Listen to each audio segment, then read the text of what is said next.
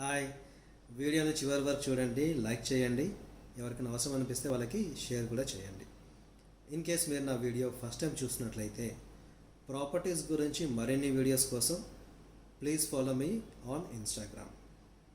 So ఇప్పుడు మనం properties గురించి మాట్లాడుకుందాం.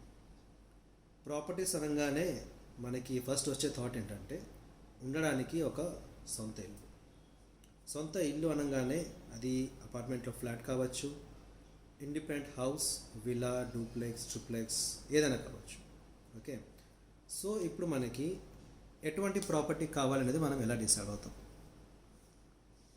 ఫస్ట్ మన సైజ్ ఆఫ్ ది ఫ్యామిలీ గురించి. ఓకే, మనకి 2 BHK సరిపోతుందా, 3 BHK కావాలా, 4 BHK కావాలా, ఒక విలా కావాలా, డూప్లెక్స్ కావాలా, ట్రిప్లెక్స్ కావాలా అనేది మనం డిసైడ్ అయిపోయినాం. Okay, done. దీని తర్వాత మనకు వచ్చే ఫ్యాక్టర్స్ ఏంటంటే budget and location, right? So ఈ బడ్జెట్ అండ్ ఒక లొకేషన్ ఉంది కదండి, ఈ రెండు అస్సలకి ఒక లైన్లో ఉండవండి.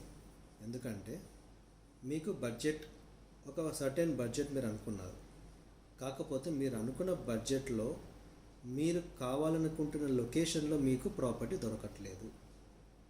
సో అంటే ప్రాపర్టీ అనేది ప్రైస్ ఎక్కువ ఉంది, కాకపోతే లొకేషన్ మీకు నచ్చింది. దీన్ని బట్టి మీకు ఏమర్థమైందంటే అయితే లొకేషన్ లేదంటే బడ్జెట్, ఈ రెండిట్లో నుంచి ఏదో ఒక విషయంలో కాంప్రమైజ్ అవ్వాల్సిందే అండి. కాంప్రమైజ్ అయితేనే మనం ముందుకెళ్ళగలుగుతాం. కాంప్రమైజ్ అంటే ప్లేస్ నచ్చితే బడ్జెట్ ఎక్కువైపోతుంది, బడ్జెట్ ఓకే అనుకుంటే ప్లేస్ నచ్చదు. సో ఏదో ఒక దాంట్లో ఒక కాంప్రమైజ్ అవ్వాల్సింది, రైట్?